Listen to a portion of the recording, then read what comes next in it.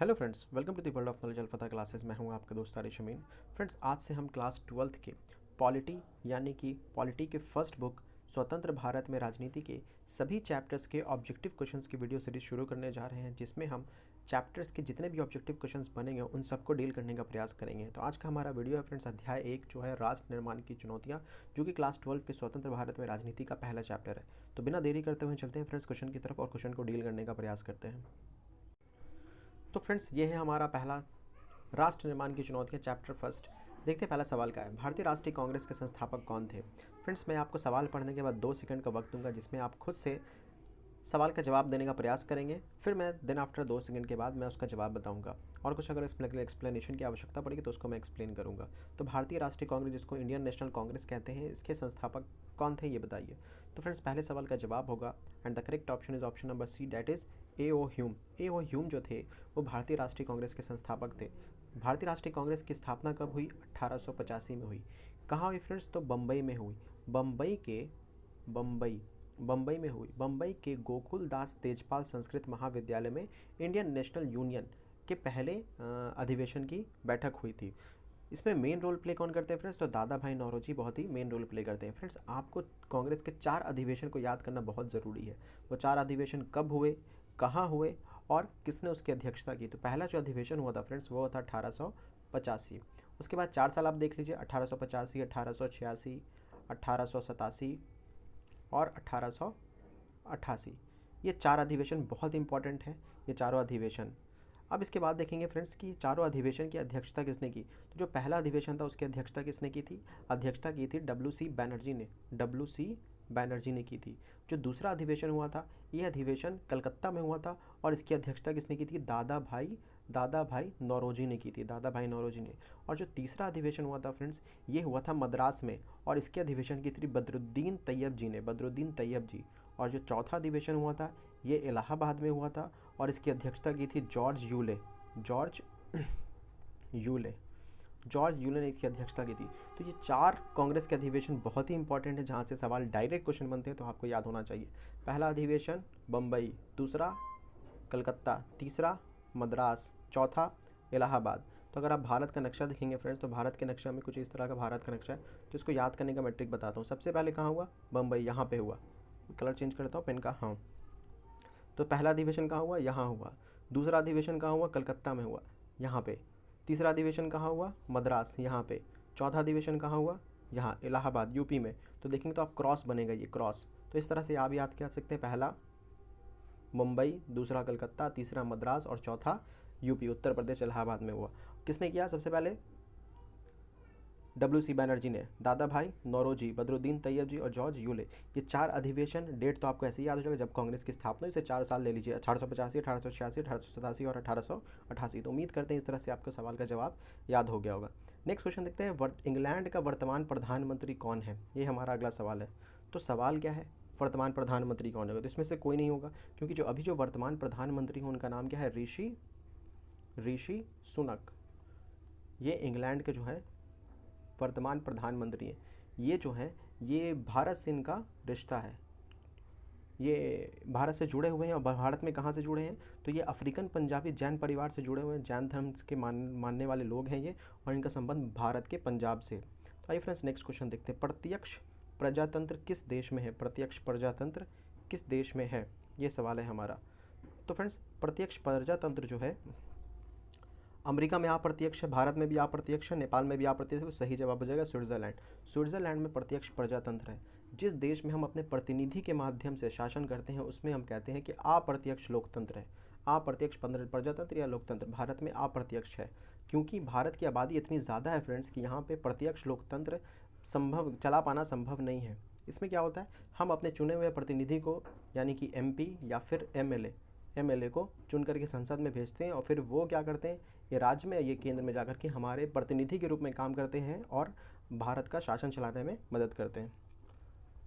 Next question देखते हैं, अंग्रेजों की फूट डालो राज करो शासन करो की नीति। इसको थोड़ा छोटा कर लेते हैं। अंग्रेजों की फूट डालो और शासन करो की नीति निम्न से किसको बढ़ावा दिया? तो किसको दिया था? हिंदू मुस्लिम संघर्ष को बढ़ावा दिया था। ये तो सब जानते हैं, डिवाइड एंड रूल की पॉलिसी किसने दिया था? हिंदू मुस्लिम संघर्ष को इसने क्या किया था? बढ़ावा दिया था। नेक्स्ट क्वेश्चन देखते हैं, क्वेश्चन नंबर 5। महात्मा गांधी प्राण त्याग के समय निम्न में से किन शब्दों का संबोधन किए थे? तो आप सबको फ्रेंड्स पता है फ्रेंड्स कि महात्मा गांधी का जो एसिनेशन वो कब हुआ? 30 जनवरी 1948 में हुआ, 30 जनवरी 1948 को। और उन्होंने अंतिम शब्द क्या बोला था? राम, हे राम बोला था। तो इस तरह से गांधी जी का एसिनेशन क्या हुआ? 30 जनवरी 1948 को हुआ। कहाँ हुआ था? तो दिल्ली में हुआ था। किसने मारा? तो आप सबको पता होगा, नाथूराम गोडसे नामक व्यक्ति ने उनकी हत्या कर दी थी। आगे बात करते हैं क्वेश्चन नंबर 6 का। हैदराबाद का भारतीय संघ में विलय कब हुआ? किस प्रकार हुआ? हैदराबाद का भारतीय संघ में विलय किस प्रकार हुआ? Question number 6। तो हैदराबाद का जो भारतीय संघ में विलय हुआ वो हुआ 13 सितंबर 1948 को, 1948 को हुआ। कहाँ हुआ फ्रेंड्स? तो हैदराबाद का पर आक्रमण करना पड़ा भारतीय सेना को, और एक ऑपरेशन चलाया जिस ऑपरेशन का नाम था ऑपरेशन पोलो चलाया गया। ऑपरेशन पोलो के तहत हैदराबाद का भारत में क्या किया गया? विलय किया गया। तो क्या हो जाएगा इसमें फ्रेंड्स? सही जवाब क्या हो जाएगा? Option number B, that is बलपूर्वक हैदराबाद का क्या किया गया है? विलय किया गया है। क्वेश्चन नंबर 6 का आंसर हो जाएगा बलपूर्वक। नेक्स्ट क्वेश्चन की तरफ बढ़ते हैं, क्वेश्चन नंबर 7 देखते हैं। भारत में सुदूर पूर्व क्षेत्रों के पुनर्गठन किस संशोधन अधिनियम के द्वारा किए गए? क्वेश्चन नंबर 7 हो जाएगा। And the correct answer is option number A, that is 27वां संविधान संशोधन अधिनियम 1972। इसमें क्या किया गया फ्रेंड्स? सुदूर पूर्व, यहाँ पे नॉर्थ ईस्टर्न स्टेट की बात हो रही है, नॉर्थ ईस्ट की बात हो रही है, नॉर्थ ईस्ट, जहाँ पे हम 7 सिस्टर्स के नाम से जानते हैं, 7 सिस्टर। भारत में सुदूर पूर्व क्षेत्रों के पुनर्गठन किस संशोधन अधिनियम द्वारा हुआ? तो 27वां संविधान संशोधन के द्वारा हुआ। और ये 27वां संविधान संशोधन कब हुआ था? तो 1972 में हुआ था। यहाँ पे डेट दिया हुआ, मेंशन किया हुआ। तो नेक्स्ट क्वेश्चन देखते हैं फ्रेंड्स, 7वां के बाद 8वां। द्विराष्ट्र सिद्धांत का प्रतिपादन किस दलीय संगठन से संबंधित है? तो भारतीय राष्ट्रीय कांग्रेस से, मुस्लिम लीग से, स्वयं राष्ट्रीय सेवक संघ से, या इनमें से कोई नहीं? बताइए फ्रेंड्स क्या होगा? Question number 8 and the correct option is option number B, that is Muslim League. ये जो द्विराष्ट्र सिद्धांत है ये मुस्लिम लीग का है। इसने कहा था कि भारत में मुसलमान के लिए अलग देश होना चाहिए और हिंदू के लिए अलग देश होना चाहिए। इसके आधार पर विभाजन हुआ, मुसलमान के लिए पाकिस्तान बना और हिंदू के लिए क्या बना? भारत बना। जबकि ऐसा नहीं है, भारत हमारा धर्मनिरपेक्ष कंट्री बना है, हिंदू राष्ट्र नहीं बना है, बिल्कुल नहीं बना है। तो इस तरह से द्विराष्ट्र सिद्धांत किसने दिया था? तो मुस्लिम लीग का दिया हुआ था। मुस्लिम लीग कब बना, कब अस्तित्व में आया? तो 30 दिसंबर 1906 को ढाका में यह अस्तित्व में आया। नवाब सलीमुल्लाह खां इसके पहले अधिवेशन के अध्यक्ष बने थे। तो आगे बात करते हैं, नेक्स्ट पॉइंट देखते हैं, नेक्स्ट क्वेश्चन देखते हैं। निम्नलिखित में से कौन भारतीय संघीय व्यवस्था की विशेषता नहीं है? क्या भारत में दोहरी नागरिकता है? बिल्कुल नहीं। भारत में कैसी नागरिकता है? एकल नागरिकता है फ्रेंड्स। एकल नागरिकता मतलब हम चाहे बिहार में रहें, बंगाल में रहें, झारखंड में रहें, कहीं भी रहें, हमारी जो नागरिकता है वो क्या है? हमारी नागरिकता इंडियन की है, ना कि बिहारी की है। नागरिकता हमारी क्या है? एकल नागरिकता है। तो 9वां का सही जवाब क्या हो जाएगा फ्रेंड्स? दोहरी नागरिकता नहीं है, ये स्टेटमेंट गलत है। जबकि शक्ति का विभाजन भी है, स्वतंत्र न्यायिक व्यवस्था भी है और संविधान की सर्वोच्चता भी है। तो सही ऑप्शन क्या हो जाएगा? दोहरी नागरिकता। Question number 10। क्वेश्चन नंबर, भारतीय संघीय व्यवस्था में किसे अधिक शक्तियाँ प्राप्त है? केंद्र को, जिला को, राज्य को, इनमें से कोई नहीं। तो ऑब्वियस सी बात है फ्रेंड्स, किसको ज़्यादा प्राप्त होगा? केंद्र को ज़्यादा प्राप्त होगा। भारतीय संघीय व्यवस्था में किसे अधिक शक्तियाँ प्राप्त है? केंद्र को। इसलिए भारत में जो स्ट्रक्चर है वो कहा जाता है संघात्मक व्यवस्था। जो है भारत की संघात्मक व्यवस्था, वो क्या है? संघात्मक के साथ साथ एकात्मक भी है, क्योंकि यहाँ पे भारत में केंद्र को, सेंटर को ज़्यादा पावरफुल बनाया गया है स्टेट के हिसाब से। तो आंसर ए सही हो जाएगा। Question number 11। किस राज्य को हाल में विभक्त कर भारत का 29वें राज्य के रूप में तेलंगाना की स्थापना की गई? तो आंध्र प्रदेश को काट कर क्या बनाया गया? 29वां राज्य बना तेलंगाना। जबकि अभी वर्तमान में भारत में कितने राज्य हैं? 28 राज्य, क्योंकि 2019 में जम्मू कश्मीर को राज्य की श्रेणी से हटा के क्या बना दिया गया? यूनियन टेरिटरी बना गया, केंद्र शासित प्रदेश बना दिया गया। उसमें भी दो, एक जम्मू कश्मीर बनाया गया और दूसरा लद्दाख बनाया गया, लद्दाख। तो इस तरह से हमारे पास वर्तमान समय में 28 राज्य हैं और 8 क्या हैं? केंद्र शासित प्रदेश हैं। Next question, question number 12। केंद्र राज्य संबंधों की प्रमुख अड़चनें क्या रही हैं? Question number 12। केंद्र राज्य संबंधों में प्रमुख अड़चनें क्या रही हैं? क्वेश्चन नंबर 12 है हमारे पास फ्रेंड्स। इसका सही जवाब हो जाएगा option number D, that is इनमें से सभी। क्योंकि राज्यपाल की भूमिका भी रही है, अनुच्छेद 356 भी रहा है, राज्य की केंद्र पर निर्भरता भी रही है। ये मेन अड़चनें हैं जो केंद्र राज्य के संबंध को क्या करती हैं? खराब करती हैं। नेक्स्ट क्वेश्चन है क्वेश्चन नंबर 13। क्वेश्चन नंबर 13 हमारा, सौराष्ट्र किस राज्य का अंग है? बताइए friends, question number 13। And the correct option is option number D, that is Gujarat. Gujarat ही सौराष्ट्र का क्या है? अंग है। क्वेश्चन नंबर 13 का आंसर हो जाएगा ये। आगे बात करते हैं, क्वेश्चन नंबर 14 देखते हैं। क्वेश्चन, संविधान के किस अनुच्छेद में केंद्र और राज्य के बीच विधायी शक्तियों का उल्लेख है? विधायी शक्तियों का, अब केंद्र और राज्य का बीच जो शक्तियों का उल्लेख है वो हमारे संविधान के भाग 11, 12 में मिलता है। भाग 11 मेनली 11 में मिलता है, 12 में भी मिलता है कुछ कुछ, तो 11, 12 में मिलता है। तो किस अनुच्छेद में पूछ रहा है फ्रेंड्स? अनुच्छेद कहाँ से कहाँ हो जाएगा? तो अनुच्छेद, सॉरी, और यहाँ पे एक बात और ध्यान देने वाली बात है फ्रेंड्स, कि ये बात ध्यान देने वाली है कि भारत केंद्र में और केंद्र और राज्य के बीच जो शक्तियों का विभाजन है वो 3 पैमाने पर हम नाप करके देखते हैं। सबसे पहला कहाँ कहाँ देखते हैं? उसका जो संबंध है, पहला विधायी संबंध है, विधायी संबंध। दूसरा संबंध जो है प्रशासनिक संबंध है, प्रशासनिक संबंध। और तीसरा जो है वो क्या है? वित्तीय संबंध है, वित्तीय संबंध। तो अभी आपसे सवाल पूछ रहा है विधायी संबंध के बारे में, मतलब कानून बनाने की प्रक्रिया के बारे में। तो इस तरह से जो विधायी संबंध है उसका जो उल्लेख है हमारे संविधान में, क्वेश्चन नंबर 14 का आंसर सही हो जाएगा, 245 से लेकर के 255 के बीच में है। जहाँ पे आपको आर्टिकल 246 के 1 में दिया हुआ है संघ सूची, 246 के 2 में दिया हुआ है राज्य सूची, और 246 के 3 में दिया हुआ है समवर्ती सूची, जिसको कंकरेंट लिस्ट कह सकते हैं, समवर्ती सूची। तो संघ सूची में वैसे विषय हैं जहाँ पे केंद्र कानून बना सकता है, राज्य सूची में वैसे विषय हैं जहाँ पे राज्य कानून बना सकता है, समवर्ती सूची में वैसे विषय हैं जहाँ पे दोनों कानून बना सकते हैं। लेकिन अगर केंद्र और राज्य के बीच में मतभेद उत्पन्न हो जाए, केंद्र और राज्य दोनों ही कानून बनाएं और दोनों एक दूसरे के अपोजिट में कानून बनाएंगे, तो केंद्र को ज़्यादा प्रभावशाली माना जाता है, केंद्र के कानून को ही वैलिड किया जाएगा, राज्य के कानून को वैलिड नहीं किया जाएगा। तो ये कुछ मामला थे जो आपको मैंने बता दिया। अब है बजट का संबंध किस पक्ष के साथ है? क्वेश्चन नंबर 15, बताइए फ्रेंड्स क्या होगा सवाल का जवाब? And the correct option is I एवं व्यय। बजट कहते किसको है फ्रेंड्स? तो भारतीय संविधान के हमारे अनुच्छेद 112 में बजट का प्रावधान है। अब 112 क्या कहता है? 112 बजट का मतलब होता है कि आपने कितना इनकम लिया, कितना आय है आपके पास, और उसमें आपने कितना खर्च किया है। जब उसका हम ब्यौरा तैयार करते हैं तो उसी को क्या कहते हैं? बजट कहते हैं। आय और व्यय का लेखा जोखा बजट कहलाता है। नेक्स्ट क्वेश्चन देखते हैं, क्वेश्चन नंबर 16। भारत में वित्त आयोग का कार्यकाल कितना होता है? तो भारत में वित्त आयोग का कार्यकाल कितना होता है फ्रेंड्स? तो 5 वर्ष का कार्यकाल होता है, 5 वर्ष का कार्यकाल होता है। और अभी आपको बताना है कि 16वें वित्त आयोग के रूप में किसको नियुक्त किया गया? 31/12/2023 को भारत में 16वें वित्त आयोग के रूप में पनगड़िया जी को क्या किया गया है? नियुक्त किया गया है। मैंने बता ही दिया आपको। चलिए नेक्स्ट क्वेश्चन देखते हैं। अरविंद पनगड़िया नाम है उनका, उन्होंने ही 16वें वित्त आयोग के रूप में उनकी नियुक्ति हुई है। नेक्स्ट क्वेश्चन, नवोदित राष्ट्र का सबसे पहला कार्य क्या होता है? जब कोई नया राष्ट्र बनता है तो उसका सबसे पहला कार्य क्या होता है? बताइए फ्रेंड्स। गरीबी दूर करना, राष्ट्र निर्माण करना, दुश्मन देशों से युद्ध करना, अंतर्राष्ट्रीय संगठनों में शामिल होना। सही जवाब क्या होगा बताइए? And the correct option is option number B, that is राष्ट्र का निर्माण करना is the correct answer. Next question देखते हैं फ्रेंड्स।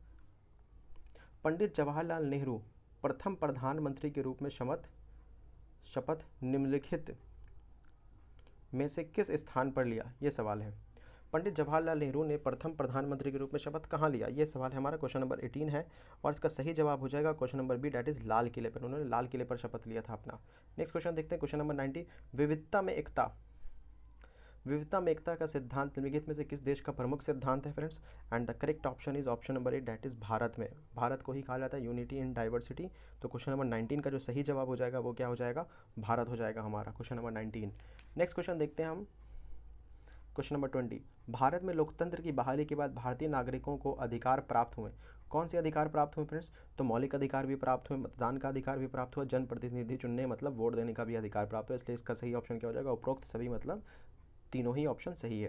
Question number 21। भारत सरकार विविध कल्याणकारी योजनाओं को लागू किसके माध्यम से करता है?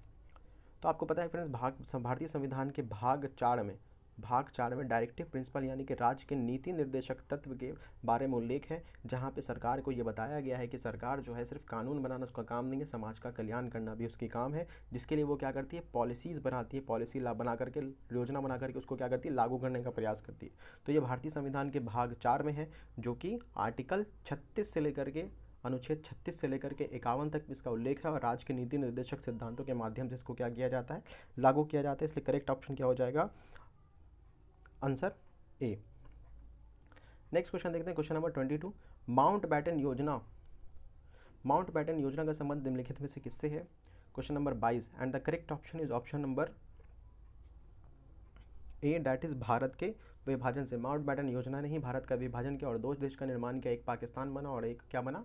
भारत बना। माउंटबेटन योजना कब आया था? तो 3 जून 1947 को। ये जो मैं जितने भी इंपॉर्टेंट पॉइंट्स बताता हूँ फ्रेंड्स, इन पॉइंट्स को आप ज़रूर से ध्यान दें, अपने कॉपी में नोट कर लें, अपने नोटबुक में नोट कर लें, इनसे डायरेक्ट सवाल बनने की संभावना बनी रहती है। नेक्स्ट क्वेश्चन देखेंगे, क्वेश्चन नंबर 23। भारत के विभाजन के लिए 1947 में बनी विभाजन समिति के अध्यक्ष निम्न में से किसे बनाया गया था? बताइए friends, question number 23 and the correct option is option number D, that is viceroy को। और आपको कमेंट सेक्शन में बताना है फ्रेंड्स कि उस समय भारत के विभाजन के समय भारत का वायसराय कौन था।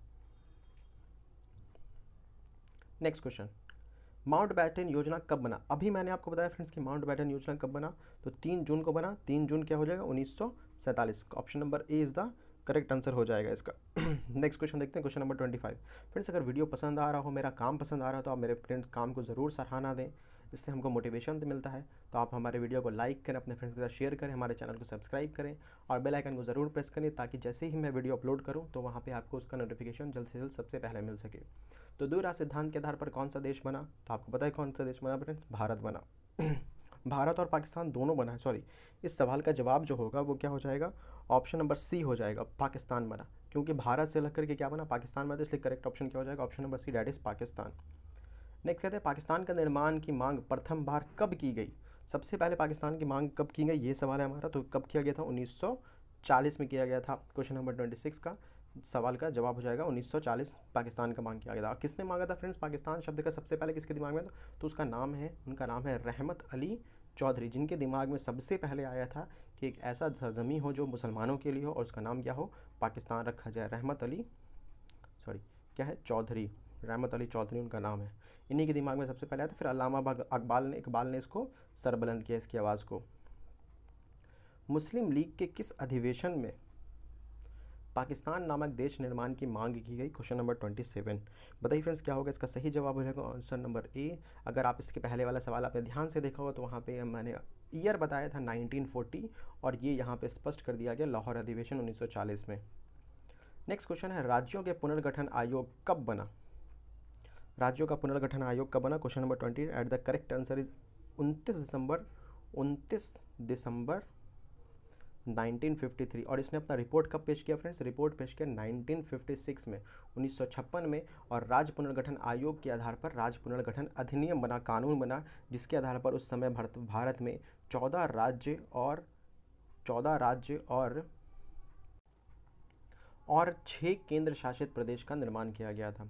तो इसका सही जवाब हो जाएगा क्वेश्चन नंबर 28 का friends, option number C, that is 29 December 1953। Next, राज्य पुनर्गठन आयोग के अध्यक्ष कौन थे फ्रेंड्स? तो बहुत ही सवाल बहुत इंपॉर्टेंट है। सैयद अली इनका नाम नहीं हो, फजल सैयद इनका नाम कंप्लीट जाएगा, फजल अली आयोग भी इनको कहा जाता है। सॉरी इसको मैं ठीक से लिख देता हूँ, फजल अली आयोग। तो फजल अली जो थे वो क्या थे? राज्य पुनर्गठन आयोग के क्या थे? अध्यक्ष। तो इन्होंने कहा था भाषा भी एक आधार होना चाहिए राज्यों के निर्माण के लिए। भाषा को आधार बनाया, इसके आधार पर स्टेट्स को बनाया गया। तो इंपॉर्टेंट यहाँ पे सवाल का सही जवाब होगा सैयद अली, उनका पूरा नाम था सैयद फजल अली। आगे बात करते हैं, नेक्स्ट क्वेश्चन देखते हैं, भारतीय संसद से राज्य पुनर्गठन अधिनियम पारित हुआ कब हुआ फ्रेंड्स? तो अभी मैंने बताया था 1956। 1953 में आयोग का गठन किया गया, 2 साल में इसने रिपोर्ट दिया और 1956 में फाइनली इसका क्या कर दिया गया? कानून बना दिया गया इसके ऊपर। नेक्स्ट क्वेश्चन है क्वेश्चन नंबर 31। भारतीय संविधान के अनुसार भारतीयों को कितने वर्गों में बांटा गया था फ्रेंड्स? तो इस सवाल का जवाब हो जाएगा फ्रेंड्स ऑप्शन नंबर सी, मतलब बी, यानी कि 5 वर्गों में बांटा गया था। 5 वर्गों में बांटा गया था भारतीय संविधान के अनुसार भारतीयों को।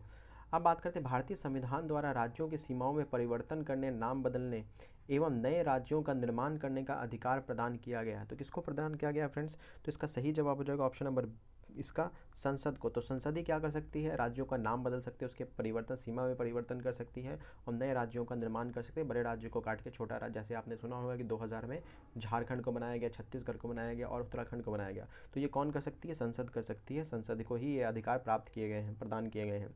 नेक्स्ट है, राज्य पुनर्गठन आयोग ने अपना प्रतिवेदन भारत सरकार को कब सौंपा? तो अभी हमने बात किया था 1956 में सौंपा। नेक्स्ट क्वेश्चन है क्वेश्चन नंबर 34, स्वतंत्रता प्राप्ति के समय भारतीय संघ में इकाइयों राज्यों की संख्या कितनी थी फ्रेंड्स? तो इस सवाल का सही जवाब हो जाएगा क्वेश्चन नंबर 34 का option number A, that is 28 थी। आगे बात करते हैं नेक्स्ट क्वेश्चन की तरफ। राज्य पुनर्गठन अधिनियम लागू होने के बाद भारत को 2 इकाइयों में विभाजित किया गया। ये इकाइयां निम्नलिखित में से कौन है? Question number 35 and the correct option is option number ए, राज्य एवं केंद्र शासित प्रदेश में बांटा गया। राज्य की संख्या 14 थी, केंद्र शासित प्रदेश की संख्या 6 थी। नेक्स्ट क्वेश्चन देखते हैं फ्रेंड्स, राजवाड़ों को भारतीय संघ में शामिल कराने की जिम्मेदारी किसे दी गई थी? तो आपको पता है फ्रेंड्स किसे दी गई थी? सरदार वल्लभ भाई पटेल को दी गई थी। और इन्हीं के स्टैचू का नाम है स्टैचू ऑफ यूनिटी, क्योंकि इन्होंने भारत के जो राज्य थे वो लगभग 565 देसी रियासतों में बटे हुए थे और उनको यूनाइट करने का काम, उनको एक करने का काम किसने किया था? यूनाइट करने का काम किसने किया था? सरदार वल्लभ भाई पटेल ने किया था और इन्होंने बखूबी निभाया और राजवाड़ों को भारतीय संघ में शामिल करवाया। स्वतंत्र भारत में प्रथम उप प्रधानमंत्री कौन थे? प्रथम उप प्रधानमंत्री कौन थे? तो इनमें भी नाम जाएगा, सरदार वल्लभ भाई पटेल थे। प्रथम गृह मंत्री कौन थे? तो गृह मंत्री भी कौन थे? सरदार वल्लभ भाई पटेल थे। जबकि हमारे प्रथम प्रधानमंत्री कौन थे? तो जवाहरलाल नेहरू हमारे प्रथम प्रधानमंत्री थे। और प्रथम राष्ट्रपति कौन थे? तो डॉक्टर राजेंद्र प्रसाद हमारे प्रथम राष्ट्रपति थे। और उपराष्ट्रपति कौन थे? फ्रेंड्स जिनके नाम पे आप क्या बनाते हैं? टीचर्स डे मनाते हैं। सर्वपल्ली राधाकृष्णन जो थे हम हमारे क्या थे? उपराष्ट्रपति थे। नेक्स्ट क्वेश्चन बात करें, क्वेश्चन नंबर 38, स्वतंत्रता प्राप्ति के बाद निर्मित भारत सरकार में गृह मंत्री किसे बनाया गया? अभी मैंने बताया फ्रेंड्स किसको बनाया गया? गृह मंत्री सरदार वल्लभ भाई पटेल को बनाया गया था। नेक्स्ट क्वेश्चन देखते हैं, क्वेश्चन नंबर 39, भारत का लौह पुरुष निम्नलिखित में से किसे कहा जाता है? तो भारत का जो लौह पुरुष कहा जाता है वो किसको कहा जाता है फ्रेंड्स? सरदार वल्लभ भाई पटेल को कहा जाता है। सरदार वल्लभ भाई पटेल से बहुत सारा सवाल हमने देख लिया। लौह पुरुष भी इन्हीं को कहा जाता है, गृह मंत्री भी यही थे, उप प्रधानमंत्री भी यही थे, उप प्रधानमंत्री भी सरदार वल्लभ भाई पटेल थे। आयरन लेडी किसको कहा जाता है फ्रेंड्स? आप बताएं हमको कमेंट सेक्शन में, आयरन लेडी किसे कहकर संबोधित किया जाता है? Iron lady. नेक्स्ट क्वेश्चन की तरफ जब तक हम चलते हैं, क्वेश्चन नंबर 14 है हमारा, निम्नलिखित में से किस रियासत के शासक को निज़ाम कहा जाता है? तो फिर किस रियासत के? हैदराबाद के शासक को क्या कहा जाता था? निज़ाम कहा जाता था। और हैदराबाद ही वह राज्य था जो भारतीय संघ में शामिल नहीं होना चाहता था। इसलिए भारत सरकार ने क्या चलाया? ऑपरेशन पोलो चलाया। ऑपरेशन पोलो चलाने के बाद हैदराबाद को भारत में शामिल करने का काम किया। नेक्स्ट क्वेश्चन देखते हैं, हैदराबाद का भारतीय संघ में विलय कब हुआ? ये क्वेश्चन नंबर हमारा 41 है। तो 41 का सही जवाब हो जाएगा फ्रेंड्स हमारे पास। आप बताइए कमेंट सेक्शन में क्या होगा। And the correct option is option number B, that is 1948। 1948 में हैदराबाद को भारत में शामिल किया गया। कब किया गया था फ्रेंड्स? तो मैंने अभी आपको ऊपर में बताया था 13 सितंबर 1948 में शामिल किया गया। तो इसका करेक्ट ऑप्शन 1948 हो जाएगा। अगर डेट पूछेगा तो 13 सितंबर हो जाएगा। 41 नंबर सवाल कर लिया।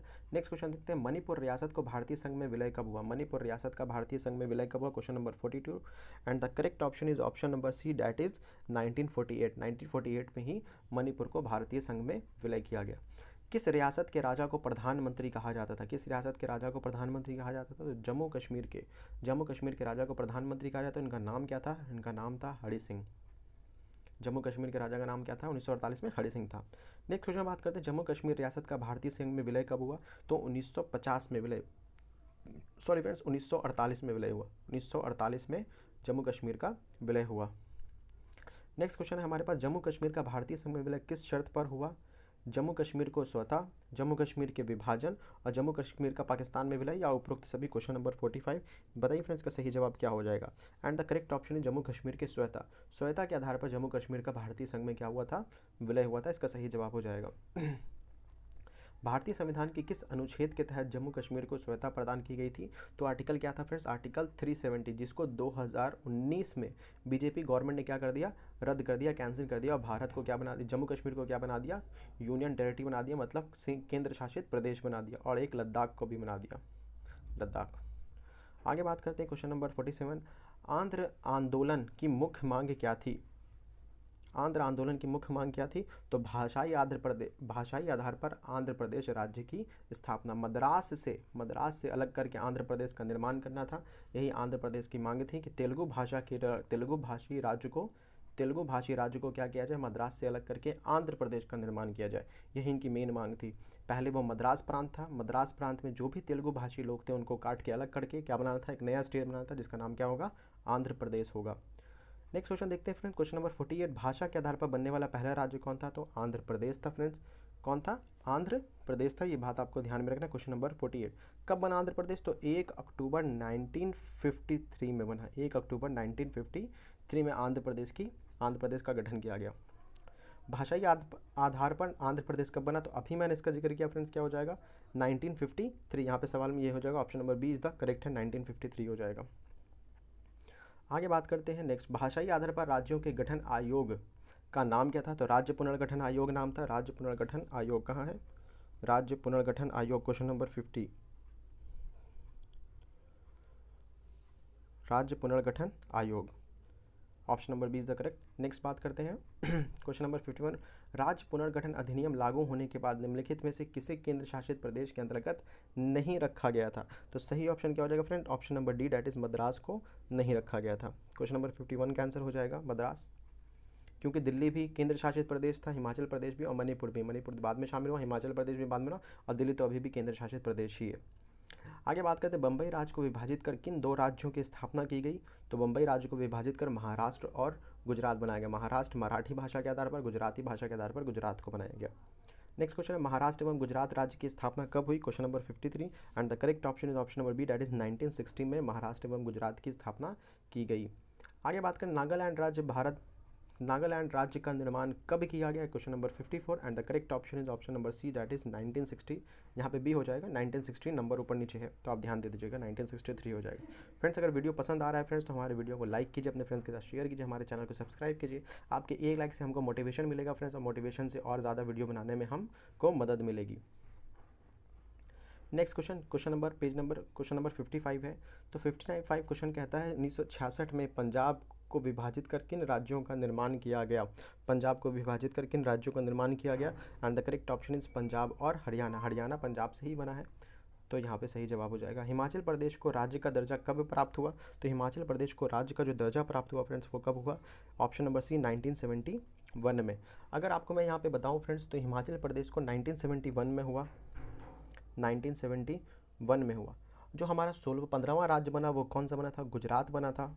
मैं यहाँ पे अच्छे से लिख देता हूँ पूरा क्लियर कट करके। जो हमारा 15वां राज्य बना फ्रेंड्स वो कौन सा बना? गुजरात बना। गुजरात बना। कब बना? 1960 में। 16वां जो बना वो हमारा क्या बना? नागालैंड कब बना? 1963 में। 17वां जो राज्य हमारा बना वो कौन बना? हरियाणा बना। पंजाब से अलग होकर हरियाणा बना। हरियाणा कब बना? पंजाब से अलग हो 1966 में, 1966 में। तो 15, 16, 17 हमने कर लिया, अब 18 को कर लेते हैं। तो 18वां राज्य हमारा कौन सा बना था? 18वां राज्य बना था मेघालय। 19वां राज्य कौन सा बना? तो हिमाचल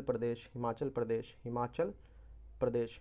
जो 20वां राज्य था वो कौन सा बना था? 20वां राज्य हमारा मणिपुर बना था। मणिपुर जो पहले केंद्र शासित प्रदेश था, बाद में इसको क्या बना दिया गया? राज्य बना दिया। जो 21वां राज्य था हमारा फ्रेंड्स वो कौन सा बना था? त्रिपुरा। 21वां राज्य कौन सा बना था? त्रिपुरा बना था। जो 22वां राज्य, ये बहुत इंपॉर्टेंट है, बार बार से सवाल पूछा जाता है कि 22वां राज्य कौन सा बना था? तो वो कौन सा बना था? सिक्किम बना था 22वां राज्य। और आपको कमेंट सेक्शन में बताना है फ्रेंड्स कि सिक्किम की राजधानी, वर्तमान राजधानी क्या है? तो 22वां राज्य हमारा क्या बना था?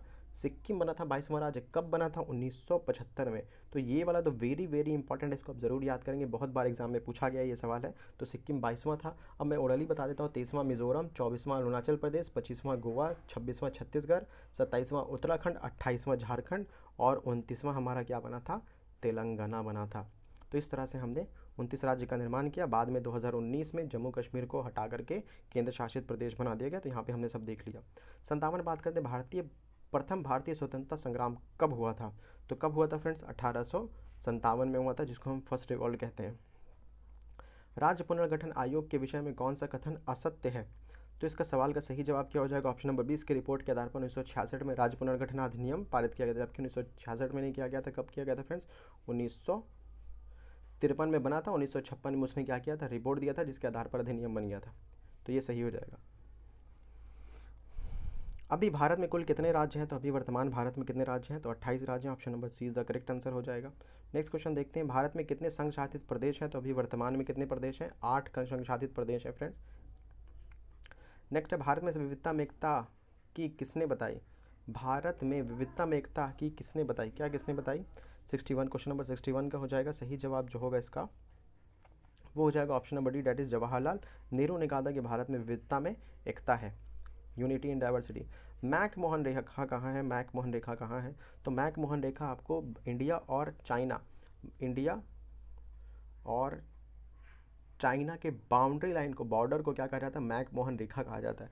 तो मैकमोहन रेखा कहाँ होगा फ्रेंड्स? क्वेश्चन नंबर 62, इसका करेक्ट ऑप्शन हो जाएगा कहाँ पे? तो अरुणाचल प्रदेश में हो जाएगा। Option number B is the correct answer. Next है, कश्मीर के पश्चिमी भाग में महाराजा हरि सिंह के खिलाफ बगावत किसने की? तो सही जवाब हो जाएगा इसका option number C, that is मुसलमानों ने की थी।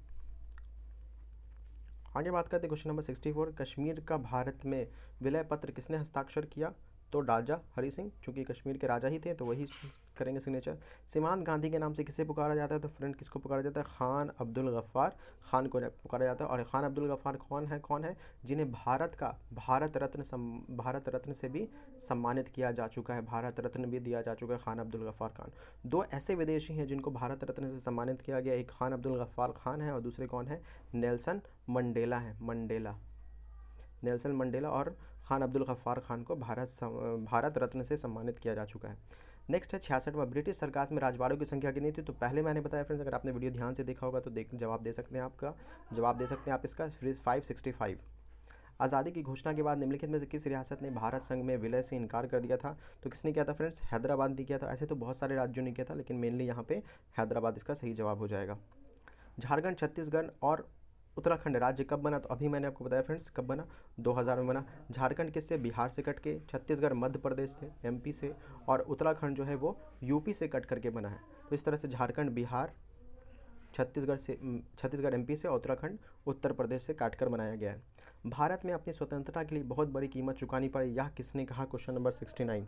इस तरह के स्टेटमेंट वाले सवाल बहुत ज़्यादा पूछे जाते हैं, तो इसको आप ज़रूर ध्यान में देंगे। ये किसने कहा था? KM मुंशी ने कहा था। क्वेश्चन नंबर 69 का सही जवाब हो जाएगा। सांप्रदायिक निर्णय की घोषणा किसने की थी? Question number 17, and the correct option is option number B, that is Ramsay MacDonald ने की थी। 71 देखेंगे, वह कौन अतिवादी था जिसने गांधी की हत्या की? तो अभी मैंने बताया था फ्रेंड्स, नाथूराम विनायक गोडसे ने क्या किया था? गांधी की हत्या कर दी थी। कब किया था? कमेंट सेक्शन में बताएं फ्रेंड्स। अगर आपने मेरा वीडियो ध्यान से देखा हो तो आप इस सवाल का जवाब दे सकते हैं। ब्रिटिश सरकार किस अधिनियम के द्वारा किस वर्ष भारत का शासन अपने हाथों में ले लिया था? तो 1958, सॉरी यहाँ पे 1858 होगा, 1958 नहीं होगा, यहाँ पे मिसप्रिंट है। 1858 भारत शासन अधिनियम 1858 में ईस्ट इंडिया कंपनी से हटा करके भारत की क्राउन ने, रानी ने डायरेक्ट अपने हाथ में शासन ले लिया था ब्रिटिश सरकार ने। मतलब 1858 से पहले जो था वो क्या था? ईस्ट इंडिया कंपनी के अकॉर्डिंग शासन चल रहा था। अब क्या होगा? डायरेक्ट ब्रिटिश सरकार के अकॉर्डिंग शासन चलने लगा था। तो ये नेक्स्ट क्वेश्चन हम देखेंगे, क्वेश्चन नंबर 73, भारत का विभाजन निम्नलिखित में से किस अधिनियम के द्वारा हुआ? तो भारत का विभाजन आपको पता है, भारत स्वतंत्रता अधिनियम 1947 के बाद भारत का विभाजन किया गया और भारत और पाकिस्तान दो देश बनाए गए। Question number answer C is the correct answer. Next question है हमारा क्वेश्चन नंबर 74, देखते हैं क्या है। निम्नलिखित में से किसने प्रथम प्रधानमंत्री के रूप में पंडित जवाहरलाल नेहरू की शपथ दिलाई थी? तो वो कौन थे फ्रेंड्स? क्वेश्चन नंबर 74 का सही ठीक जवाब है लॉर्ड माउंटबेटन। यही भारत के अंतिम वाइसराय थे, अंतिम अंग्रेज वाइसराय थे। ये ऊपर मैंने सवाल पूछा था तो इसका जवाब यहाँ पे अभी मैंने आपको दे दिया। अभी मैंने आपसे पूछा था आयरन लेडी किसको कहते हैं? तो आयरन लेडी जो है वो इंदिरा गांधी को कहा जाता है। इंदिरा गांधी। आप कमेंट सेक्शन में बताएं फ्रेंड्स कि इंदिरा गांधी भारत की कितनेवें नंबर की प्रधानमंत्री थी? कितने नंबर मतलब कितने बारी के बाद वो प्रधानमंत्री बनी थी? तो पहले प्रधानमंत्री जवाहरलाल नेहरू हो गए, दूसरे प्रधानमंत्री लाल बहादुर शास्त्री। तो इसी तरह से इंदिरा गांधी कितने नंबर पे आई ये आपको कमेंट सेक्शन में बताना है। और ये हमारे इस वीडियो का आखिरी क्वेश्चन, भारतीय संविधान सभा का गठन किस योजना के आधार पर किया गया था? And the correct option is cabinet mission योजना के आधार पर किया गया था। तो फ्रेंड्स यहाँ पे हमने वीडियो को कंप्लीट किया। अगर वीडियो पसंद आया हो तो वीडियो को लाइक कीजिए, अपने फ्रेंड्स के साथ शेयर कीजिए, हमारे चैनल को सब्सक्राइब कीजिए। मिलेंगे नेक्स्ट वीडियो में, तब तक के लिए ख्याल रखें, स्वस्थ रहें, मस्त रहें, पढ़ते रहें। Take care, bye bye.